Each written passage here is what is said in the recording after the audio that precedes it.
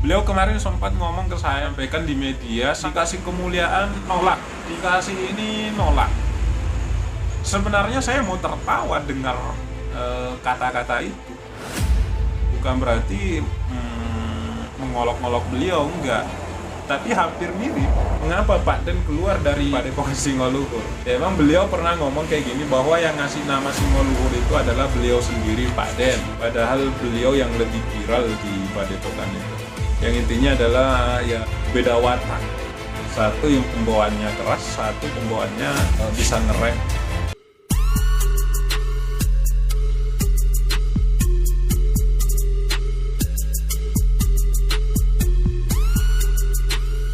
Teman-teman beranggapan bahwa yang saya bongkar ini adalah sebuah aib.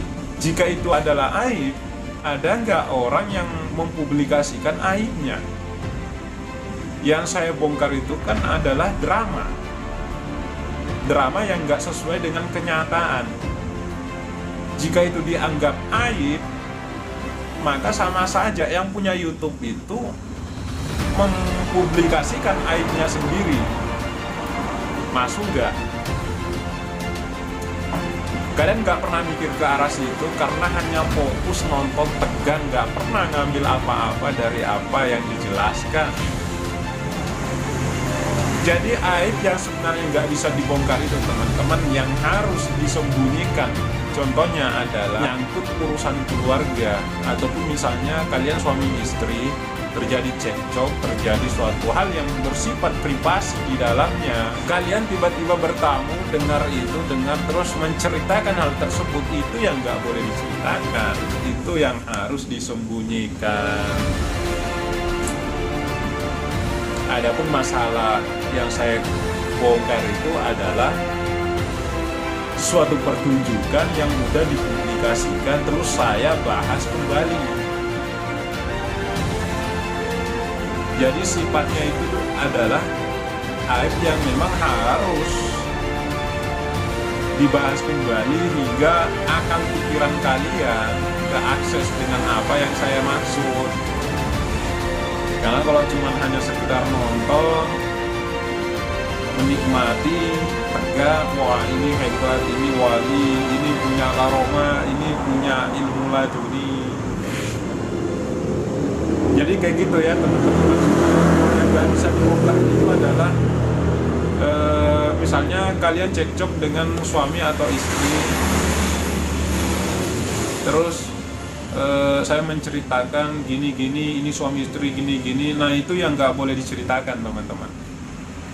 Ini harus disembunyikan, jangan sampai dibongkar. Kalau yang saya bongkar itu adalah drama, settingan. Teman sama sahabat beda ya. Kalau sahabat itu nyari sahabat susah, nyari teman saya bebas berteman dengan siapapun. Entah itu pencopet, entah itu maling, entah itu begal, bebas. Tapi kalau nyari sahabat itu harus mikir-mikir.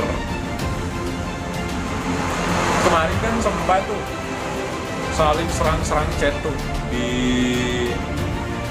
Facebook. Karena kan si Agus Lumajang ini dapat informasi dari Pangeran Madininya. Nah, Gus Hasar kan beliau kemarin sempat ngechat, sempat ngasih tahu ke Agus Lumajang nih mengenai video yang saya buat di YouTube. Akhirnya si Agus Lumajang ini memposting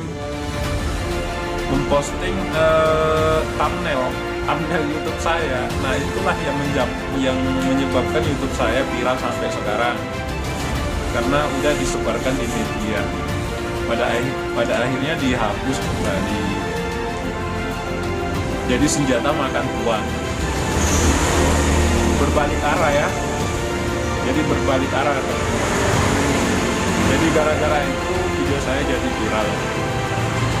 Sampai banyak yang komentar yang negatif di situ. Akhirnya saya balas, langsung buat video.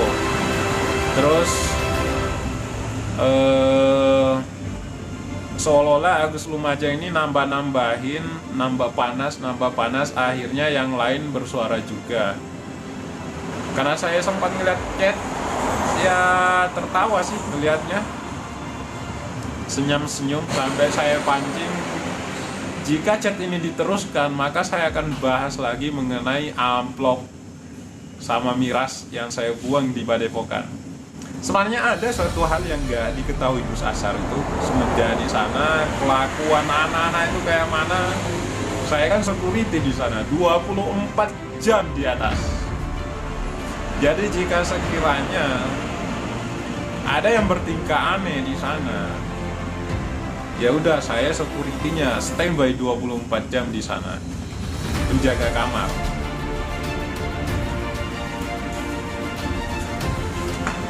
Itu kemarin saya pancing-pancing mau bahas itu, namun jika seandainya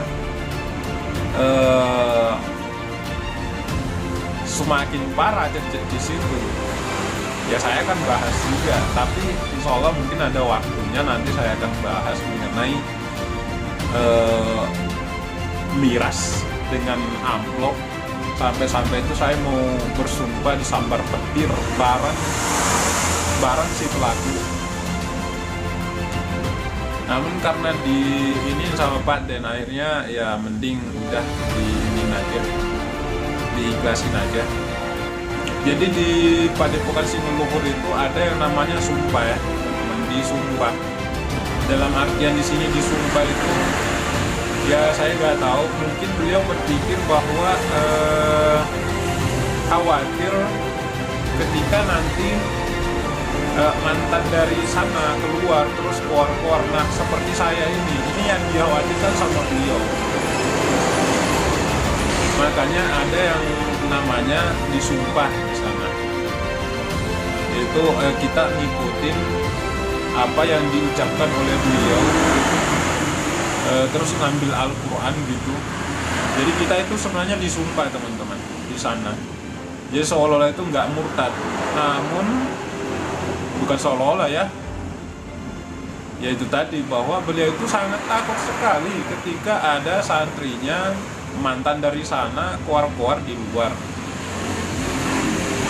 Terus kok saya bisa lolos dari sumpah tersebut? Hanya 2 orang yang nggak ngikut seperti itu.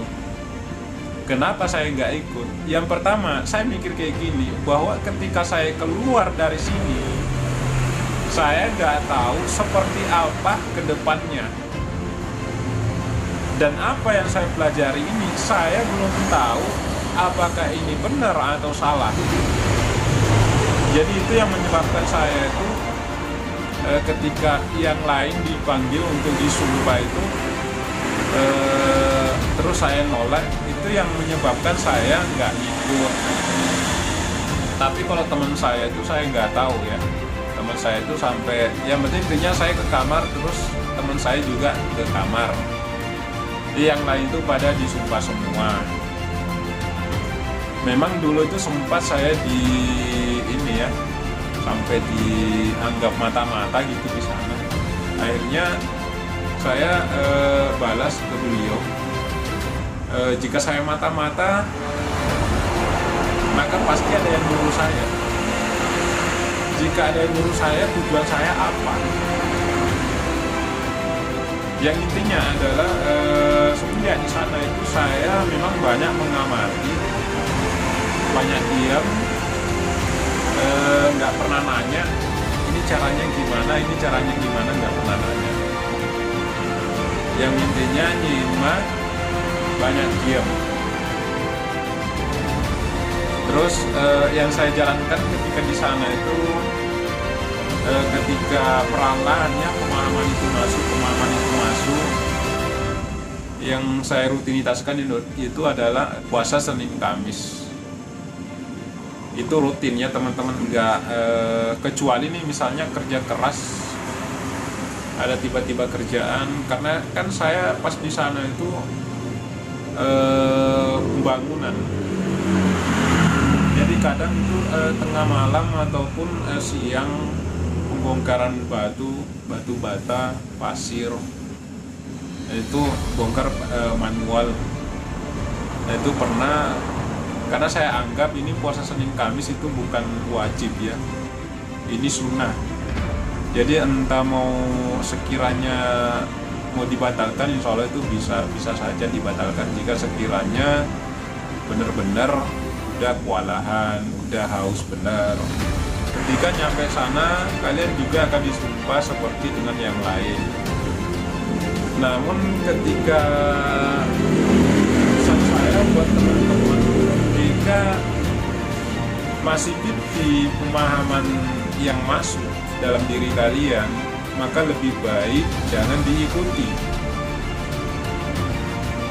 Berusahalah menggali sesuatu yang mana sekiranya pemahaman tersebut bisa menyatu pada diri dan jalur tersebut benar-benar berlandasan, bukan hanya menurut kita.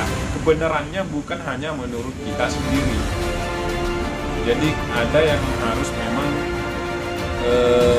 kita bandingkan ya, maksudnya dari pemahaman 1, 2, 3, 4 lalu kita bandingkan baru kita ikuti. Jangan sampai hanya berdasarkan diri kita sendiri. Terus mengapa Pak Den keluar dari Padepokan Singoluhur? Ya, emang beliau pernah ngomong kayak gini, bahwa yang ngasih nama Singoluhur itu adalah beliau sendiri, Pak Den. Sempat ngobrol sih sama mantan lain, mengapa beliau keluar dari, padahal sesungguhnya adalah beliau, padahal beliau yang lebih viral di Padepokan itu. Yang intinya adalah ya bukan beda paham, beda watak. Satu yang pembawaannya keras, satu pembawaannya bisa ngerem. Kayaknya nggak perlu saya ceritakan ya. Ada sih teman santri kemarin yang ceritakan dari mantan ke mantan, sempat menceritakan, terus diceritakan lagi ke saya. Cuman di sini nggak usah saya bahas mengenai ini. Mengapa Singoluhur sampai bubar? Saya di sini bercerita fakta, bukan hoax. Jika memang sekiranya mau dibuktikan, saya udah sebarin tuh di media. Jika pertunjukan tersebut memang mau dibuktikan, maka nanti saya akan kasih nomor saya. Terus jika ingin mau pembuktian atas apa yang saya beberkan di media, sedangkan banyak yang membela bahwa saya udah mengatakan bahwa itu hanya sekedar drama, namun banyak juga yang membantah bahwa banyak juga yang memponis saya begitu cepat menilai seseorang katanya. Terus saya chat kayak gini, jika emang benar yang kamu bela itu, maka silahkan datangkan orangnya, terus kita buktikan secara resmi, secara live, tanpa settingan, tanpa editan. Tapi dengan catatan, dengan syarat serangan tersebut tanpa disentuh bisa mental. Jadi itu yang maksud ya. Misalnya jika ada orang mau pembuktian, entah itu pembelanya ataupun gurunya sendiri, maka insya Allah saya siap pembuktian secara live. Tapi jika sekiranya saya nggak mental, maka pasti kalian akan malu sendiri nantinya. Dan ini banyak permintaan untuk supaya pembuktian tersebut segera dilakukan, supaya saya stop keluar-keluar di media. Ya oke lah, jika memang orang yang saya maksud siap pembuktian, maka saya akan share lokasi saya.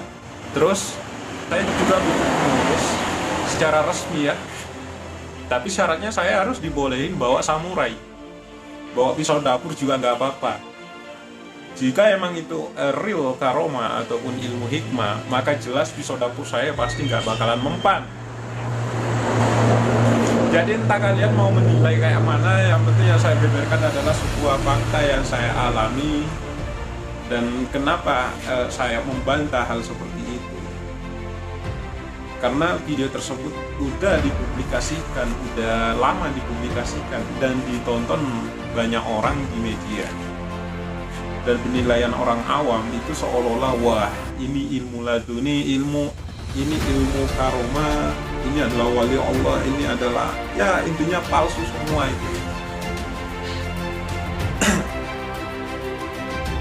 Jadi itu adalah palsu ya teman-teman. Kok saya berani mengatakan bahwa itu palsu?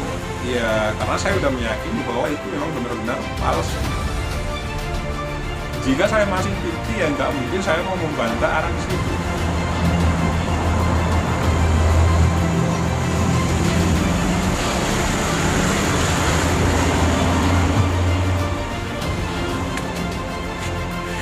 Ya sebenarnya video saya yang saya bahas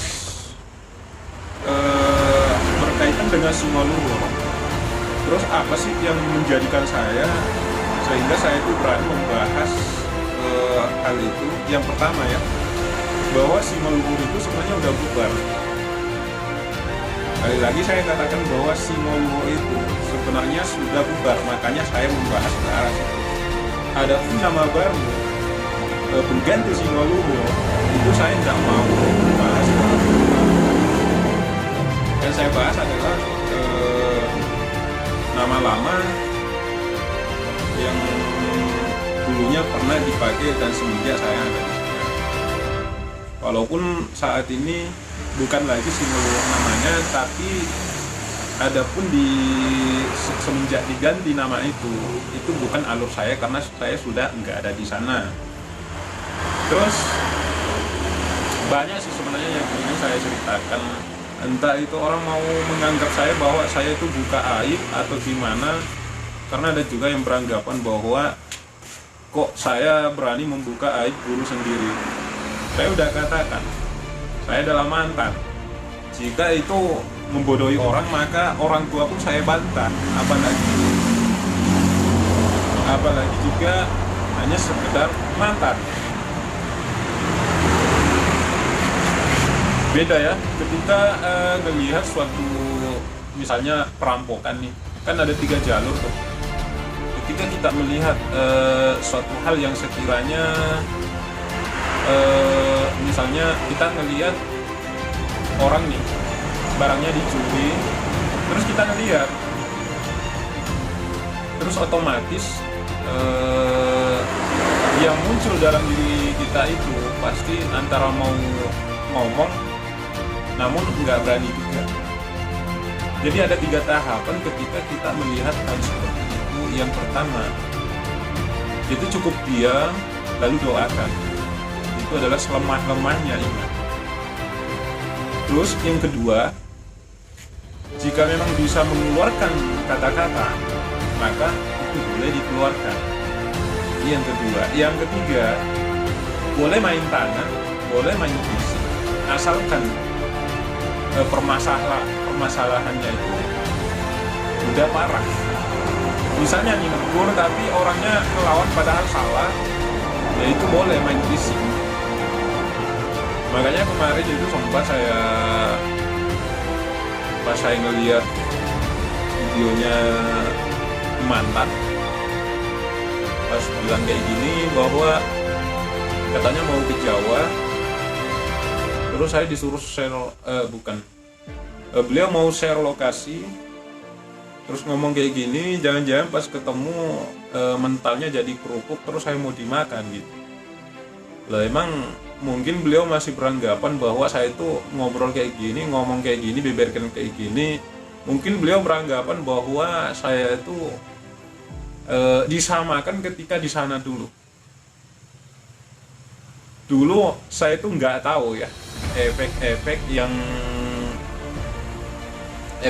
yang terjadi, efek-efek yang menimpa seseorang ketika menggeluti hal seperti itu. Namun karena udah paham, insya Allah udah paham, udah tahu efeknya yang menimpa seseorang, bahkan orang-orang sekitarnya ketika menggeluti hal seperti itu. Akhirnya itulah yang menyebabkan saya itu berbalik arah. Jadi entah kalian mau beranggapan saya itu kok berani-berani membantah guru sendiri. Sebenarnya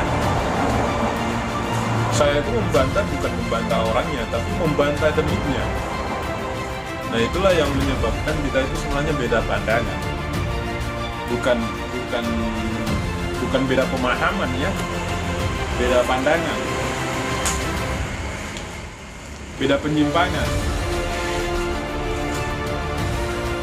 Ya, intinya yang saya lihat itu adalah dunia. Kalau dulu pas saya nyampe sana itu masih hutan semua, belum ada istana yang sekarang ini. Jadi yang bangun itu semua adalah santri. Dengar nggak? Yang bangun istana itu santri, bukan kusasar ya. Yang keluar keringat di situ tuh santri yang keluar. Jadi pas saya nyampe tuh belum ada semua itu. Kita tuh tinggal di kontrakan, tinggal di hutan, pondok kayak pokoknya ya kayak rumah-rumah kebun gitu. Itu sebelum berdiri yang namanya istana sekarang Padepokan Singoluhur. Beliau kemarin sempat ngomong ke saya, menyampaikan di media 1 tahun. 1 tahun dikasih kemuliaan nolak, dikasih ini nolak. Sebenarnya saya mau tertawa dengar kata-kata itu. Bukan berarti mengolok-olok beliau, enggak. Tapi hampir mirip. Ketika beliau ngomong dikasih kemuliaan, dikasih hati, tapi malah milih jalur lain. Sampai ngomong 1 tahun. Saya di sana tuh kurang lebih 2 tahun. 1 tahun 8 bulan. Jadi pas saya nyampe sana belum ada tuh yang namanya istana yang ditempati beliau sekarang, itu belum ada. Karena kenapa saya bahas alur ini juga, karena kemarin ada di Facebook tuh pas video saya disebarin, dianggap sebagai pansos, dianggap pengen numpang tenar. Ya terserah penilaian kalian. Akhirnya memberanikan diri lagi, nambah lagi pembahasan. Jadi saya kan tambah lagi pembahasannya. Yang penting intinya yang saya bahas itu adalah berkaitan hal-hal yang dianggap wow oleh orang-orang awam. Saya akan bongkar yang sekiranya hal itu perlu dibongkar, karena bagi bukan cuma pandangan saya, yang intinya orang-orang yang terjun dalam dunia rupiah itu pasti mereka tahu penyimpangan-penyimpangan yang terjadi. Contohnya adalah penarikan pusaka. Itu penarikan pusaka saya anggap itu adalah ilmu perdukunan. Meskipun Pak Den pernah ngomong gini bahwa penarikan pusaka itu sebenarnya udah ada pada zaman dulu itu sudah ada sebenarnya, katanya kayak gitu, katanya. Yaitu ketika Nabi Sulaiman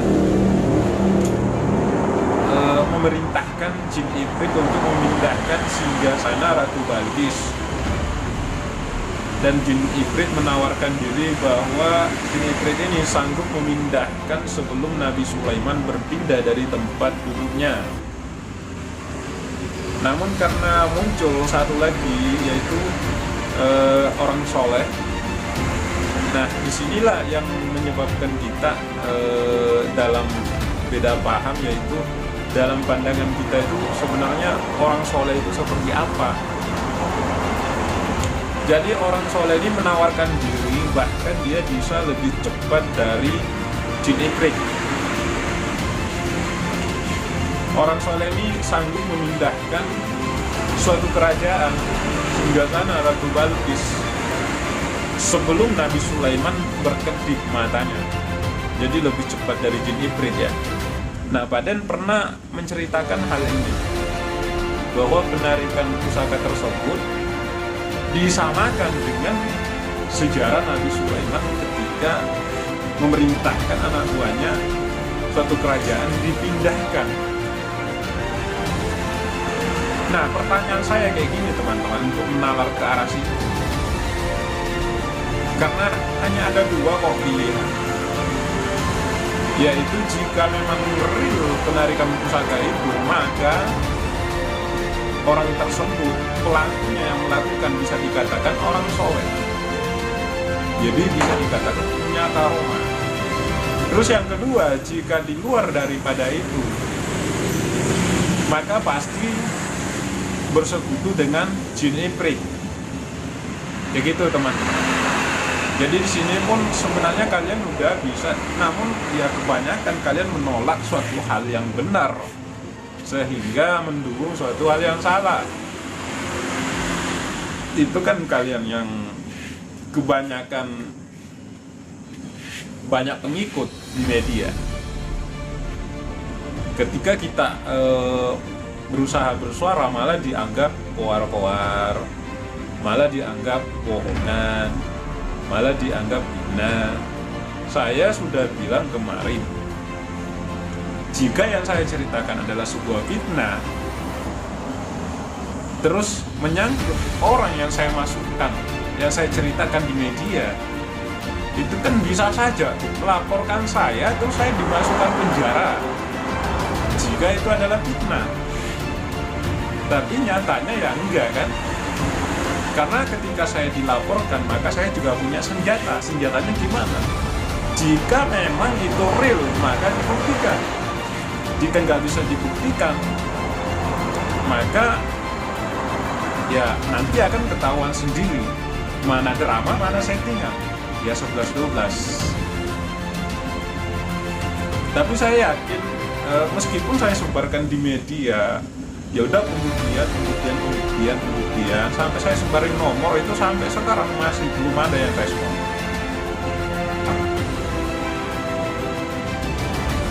Kenapa nggak ada yang respon? Ya karena jelas itu drama, bukan ilmu. Yang saya bantai itu dramanya yang berbentuk agama, seolah-olah kiai, seolah-olah ustadz, padahal dukun. Nah, jika sekiranya itu adalah drama, cobalah pas awal video atau di ujung video ditulis, dikasih keterangan ini hanya drama gitu. Tapi ya paling berpikir kalau misalnya ditulis kayak gitu, ya pasti nggak ada yang mau nonton, karena udah jelas-jelas ada tulisan ini hanya sekedar drama belaka. Jadi ya stoplah menipu, stoplah membodohi, bawa-bawa keselamatan dunia akhirat, padahal diri sendiri terjebak. Oke teman-teman, lanjut. Saya akan bahas juga yang video saya yang lagi viral itu, sampai ditonton ribuan orang, sampai di komen banyak orang, sampai dikatain pansos. Ya terserah, entah saya dianggap pansos atau gimana, ya terserah kalian. Karena menurut kalian yang saya sebarkan adalah air. Jadi biasakan teman-teman itu ketika mengkaji, cobalah dibagi dua. Karena ketika hanya mentok di satu titik, kalian akan terjebak. Teman-teman beranggapan bahwa yang saya bongkar ini adalah sebuah aib. Jadi coba gunakan akal sehat kalian, berpikir jika itu adalah aib, kira-kira ada nggak orang yang mempublikasikan aibnya? Yang saya bongkar itu kan adalah drama yang nggak sesuai dengan kenyataan. Jika itu dianggap aib, maka sama saja yang punya YouTube itu mempublikasikan aibnya sendiri. Masuk nggak? Kalian nggak pernah mikir ke arah situ karena hanya fokus nonton tegang, nggak pernah ngambil apa-apa dari apa yang dijelaskan. Oke teman-teman, mungkin cukup sampai di sini pembahasan kali ini. Cukup sekian. Assalamualaikum warahmatullahi